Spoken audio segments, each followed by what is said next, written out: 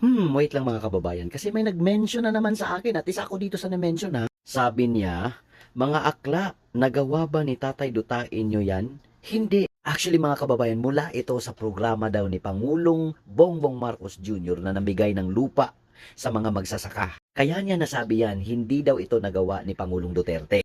Hay, pakita natin na. Ito ba yon from Newsline Philippines? PBBM distributes land titles condonation certificates to agrarian reform beneficiaries in Davao Region. Ilang farmers nga ba ang nakabenefit nito? Sabi dito, Marcos personally handed over the land titles and certificates to nearly 7,000 beneficiaries from Davao de Oro, Davao Oriental, and Davao del Norte. Tandaan nyo ang 7,000 beneficiaries. Check nga natin mga kababayan sa time ni President Duterte kung wala ba talaga siyang nagawa na ganyan. Uy, ano yan? 405,000 farmers benefited from land reform under Duterte administration. Ay nako, kung sino ka mang nagtag sa akin, yung 7,000 mo, walang panama sa 405,000 na yan. Ang tanong, alin yung mas malaki, 7,000 or 405,000?